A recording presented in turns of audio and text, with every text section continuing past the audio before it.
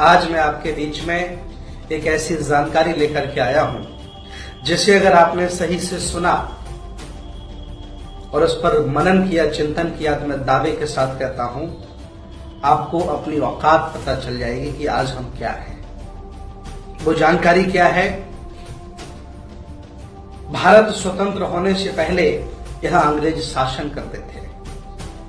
अंग्रेज भारत को लूटने की नीयत से आए थे और उनको यहां से भगाने के लिए तमाम हमारे बहुजन समाज के देश भारत के लोग वीर सपूत शहीद हुए।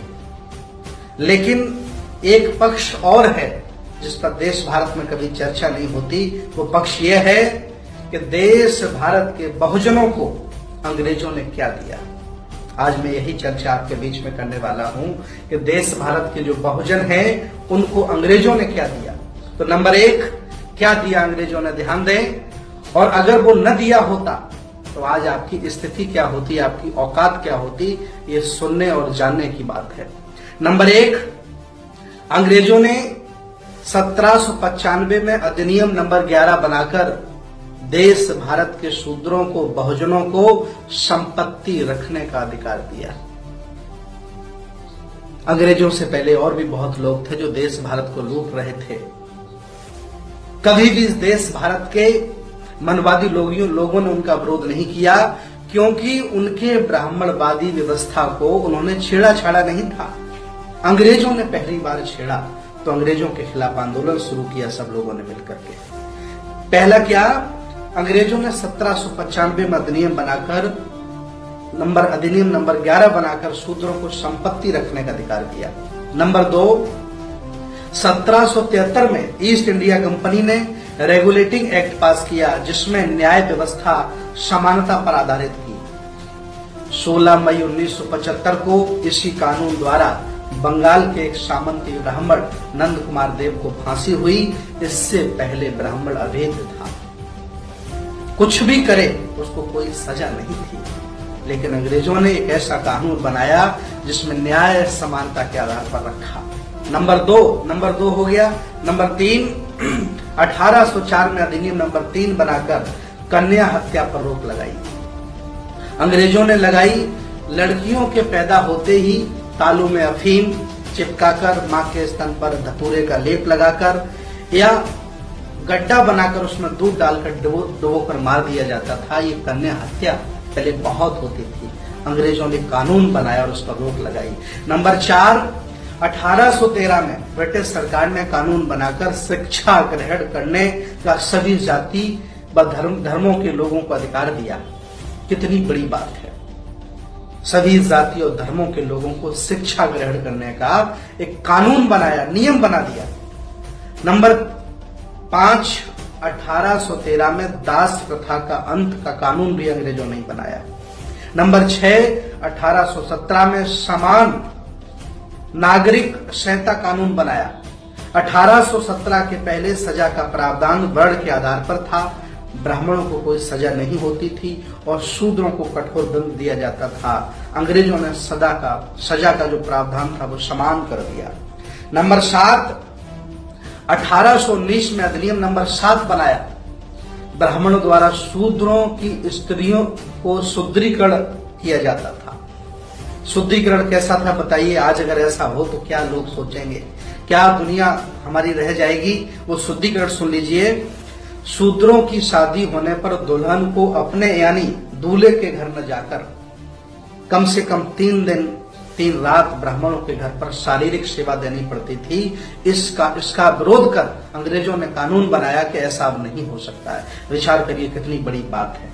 अगर आज ऐसा हो तो क्या दशा होगी देश के बहुजनों की। आगे देखें अंग्रेजों ने बहुजनों को क्या दिया। नंबर 8, 1830 में नरबली प्रथा पर रोक लगाई। देवी देवता को प्रसन्न करने के लिए शुद्ध स्त्री व पुरुषों को दोनों को मंदिर में से पटक करके मार दिया जाता था और काट करके उनके सामने उनको प्रसन्न करने के लिए प्रस्तुत कर दिया जाता था। नरबली पर भी अंग्रेजों ने रोक लगाई। नंबर 9, 1833 में अधिनियम 87 द्वारा सरकारी सेवा में भेदभाव रोक दिया, अर्थात योग्यता के आधार पर किसी भी भारतीय के जन्म स्थान, धर्म, जाति या रंग के आधार पर पद से वंचित नहीं रखा जा सकता। ये नियम अंग्रेजों ने बनाया। नियम नंबर 10, 1834 में पहला भारतीय विधि आयोग गठन हुआ। कानून बनाने की व्यवस्था जाति, वर्ण, धर्म, क्षेत्र की भावना से उठकर आयोग का प्रमुख उद्देश्य था। नंबर 11, 1835 में प्रथम पुत्र को गंगा दान पर रोक लगाई। ऐसा होता था कि पहला पुत्र होता था वो गंगा को दान कर दिया जाता था। शूद्रों के घर यदि पहला बच्चा लड़का पैदा हुआ है तो उसे गंगा में फेंक देना पड़ता था। पहला पुत्र क्योंकि हष्ट-पुष्ट होता था, स्वस्थ होता था, तो उसे फेंकवा देते थे ताकि वो ब्राह्मणों से कभी लड़ न पाए, और गंगा में दान करवा देते थे। इस प्रथा का भी अंग्रेजों ने रोक लगाई। आगे नंबर ध्यान दें, 12 नंबर है 7 मार्च 1835 को लॉर्ड मैकाले ने शिक्षा नीति राज्य विषय कानून बनाया। उच्च शिक्षा को अंग्रेजी माध्यम से बनाया। उच्च शिक्षा जितनी भी थी उसको अंग्रेजी माध्यम दिया और सबको समान शिक्षा दी। लेकिन अंग्रेजों के जाने के बाद मनवादी सरकार में आए। उन्होंने शिक्षा को, जो सरकारी शिक्षा थी, उसमें निजीकरण कर दिया तो बड़े लोग ही पढ़ सकते हैं, अच्छी एजुकेशन ले सकते हैं, गरीब आदमी के लिए नहीं है। तो ये अन्याय यहाँ के लोगों ने किया और अंग्रेजों ने किया, बहुजनों के लिए किया।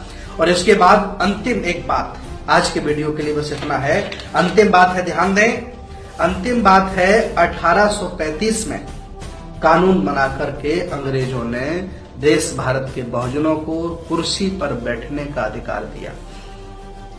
विचार करो, अंग्रेजों के पहले हम कैसे होंगे, कैसे हमारे पुरखे रहते होंगे, क्या मेरी जिंदगी होगी, क्या मेरा सामाजिक, राजनीतिक, धार्मिक स्तर क्या होगा, ये आप लोग अच्छी तरह से जान सकते हैं। ये जानकारियां देश के बहुजनों को होनी चाहिए। ये जानकारियां देश के तमाम 85% लोगों को होनी चाहिए कि पहले हम क्या थे और आज हम क्या हैं, किसकी बदौलत हैं। जिन्होंने छोटा सा शासन किया वो इतना दे गए, और 70 साल से जो शासन कर रहे हैं वो हमसे क्या ले रहे हैं, क्या दे रहे हैं। ये चिंतन का विषय है। मैं अगले वीडियो में फिर आता हूं, तब तक के लिए नमो बुद्धाय, जय भीम।